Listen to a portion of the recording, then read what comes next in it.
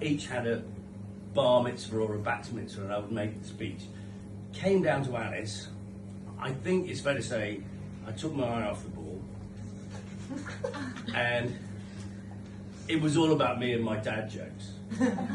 And she's never really forgiven me, to be honest. So I'm going to allow myself one dad joke. This is it. This is it. Anyone know what that is? No. Anagram. Bang. That's bang out of order. See what I did there? So that was how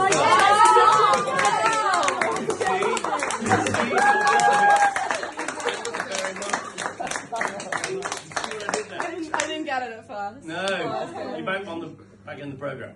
Okay, so hang on, I know why I can't see this fucking speech. So Alice regularly reminds me of that failure, but not tonight. Tonight is very special for Alice, but first of all, I want to congratulate each of you for making the cut. This is a tight, exclusive crowd, and the cut was very tight, and well done to all of you for getting here. And it's also one of those occasions in life when everything's on time, the room is full of love and warmth and emotional intelligence. And that is because very few men have been involved in any part of this process. Nobody throwing up under the table or getting lost in the loo. So far.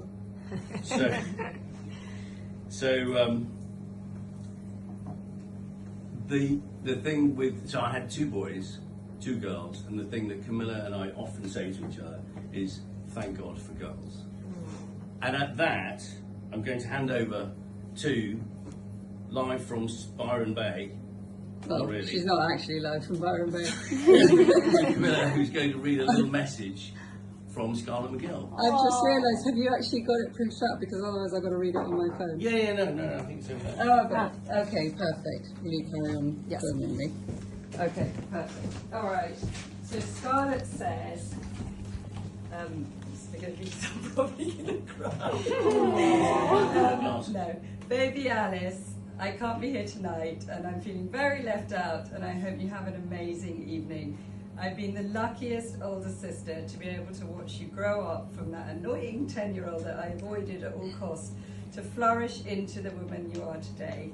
We've been together every step of the way, and I cannot begin to imagine how boring my life would be without you.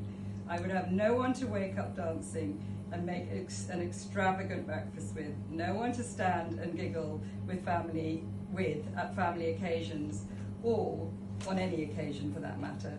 No one to potter around London arm in arm with, and most importantly, no built-in best friend. You are my favourite person ever, and I miss you the most. Aren't we lucky to have an Alice in our lives? Happy birthday, my sister. I didn't have a sister. I have 3 brothers, and I always said I would actually happily swap all 3 brothers for 1 sister. So I will, and for if any of you here don't have a sister, I really know what that's like. So it was really thrilling to have a little Alice, and when Alice was born, and when she was little, she was such a mummy's girl.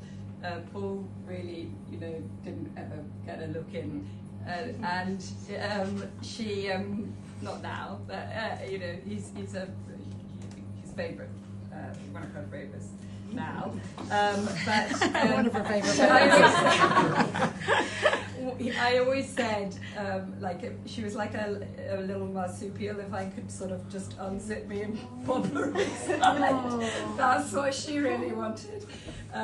Because she was just, she would just would cling on and want mummy, which was really pretty lovely. So anyway, I'm going to hand back to Paul to carry on. Sorry, charge your glasses first of all to remember to talk to Scarlett, absent friends. This is Scarlett McGill.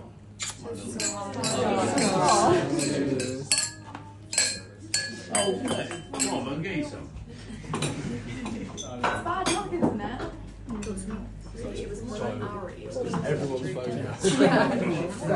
What's she like? Right. Just charging glasses. Just relax. To my left. And then do Okay. spot 2 because you want to send us another. So, according to the people born on the 24th of January, watch out, incoming. Nice so. Hello, darling. Just doing speeches. I know. Bit obvious. So, people born on the 24th of January as Aquarians, and the influence of their ruling planets Uranus and Saturn are intelligent, determined, resilient, and fiercely independent. They're often dynamic, persuasive, and want to find meaningful work to follow their passions. Alice displays all those characteristics. However, I just wanted to tell you a few things perhaps you don't know about Alice. In an unlikely turn of events in 2004, Alice was conceived in Wakefield, West Yorkshire. Tricky moment there. Had to happen. I mean, all of you. God's own county. So we've never stayed in Wakefield before or since, but it does potentially, although unlikely, make her eligible to play cricket for Yorkshire, which is, you've got that going for you. She was our fourth born, so each were born at home. So by this time, 2005, Camilla was getting really good at this. She did it 4 times, and so she was delivered into water at home, in a water berth at home, and in 4 Birches Avenue. So the 24th of January 2005. About 26th even. 6th of January. 26th. By the way.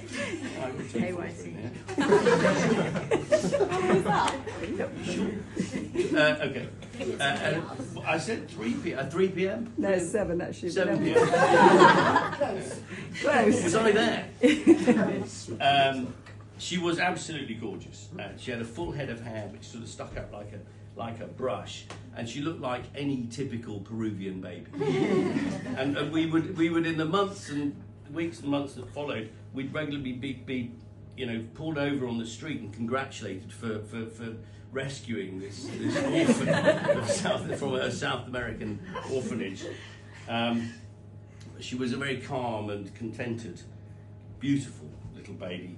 And her response to being the youngest of 4 was that she decided she would talk as soon as possible and as much as possible. So she would jabber on endlessly, a stream of consciousness about absolutely nothing, and would share the finest details of all of her dreams with us. So few things have changed, if you know.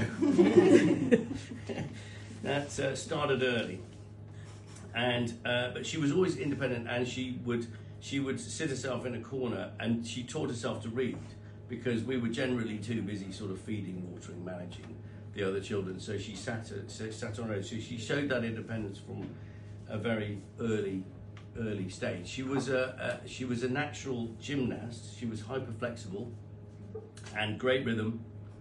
Still got it, babe. And she, if you don't know, this is a fact you may not know. She was in gym club, Gemstones, did the floor exercise, won the floor exercise 3 years in a row in regional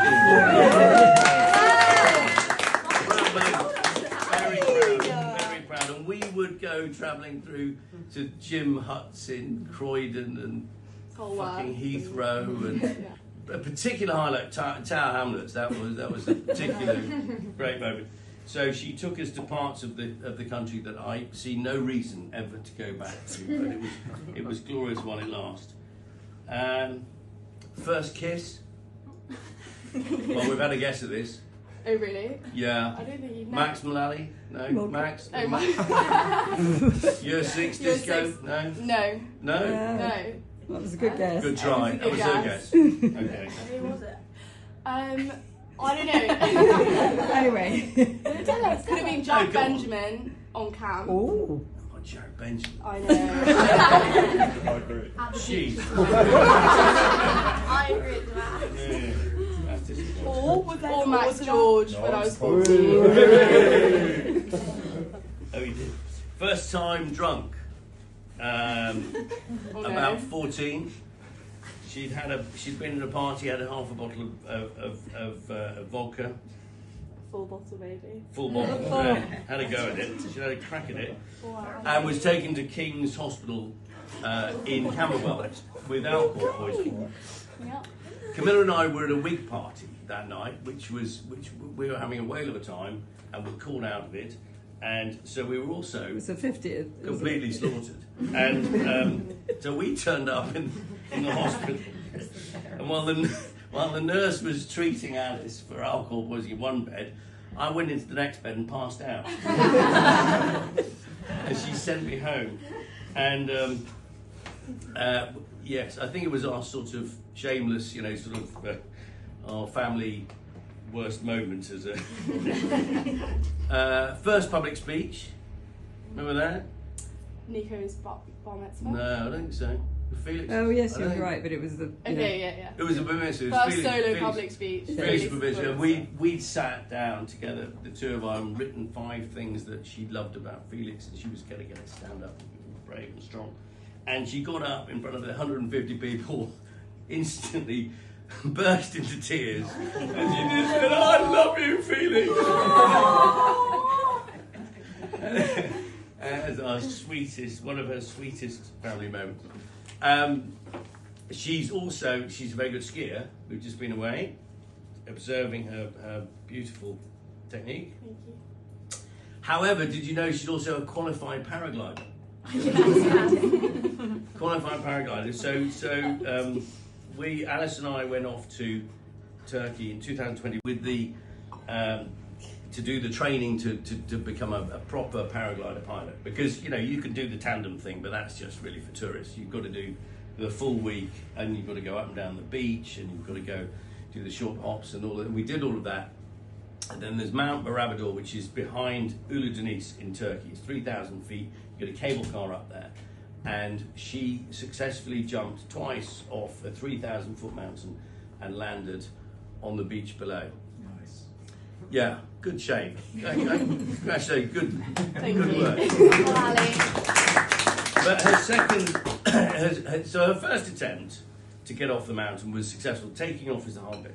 But the second and third attempts, which I wasn't there for, ended up in a pile of canopy and ropes, whatever, halfway down the mountain. And she later told me that she'd been lying in this canopy of strings and things tumbled down, scraped her knees and all that. And she had a strong word with herself. And she said the only way was she's got to get herself back together, get back up the mountain and come down, which says a lot about her bravery and grit and resilience. And I was very proud. It was one of my father's favourite stories, actually, about your bravery on the mountain. So she then decided to ensure that she didn't go to any of the universities that her elder siblings went to. So she wouldn't go to Sheffield or Nottingham or Newcastle like her siblings, so she went west to Bristol. And apparently she's met some quite nice people, broadly. And she also actually talks about her course more than any of the others, so she actually seems to be paying some attention to it. So she may have been our last minute little mistake, but I can honestly say she's the sweetest, funniest, most gorgeous girl, and I'm so proud of everything about her.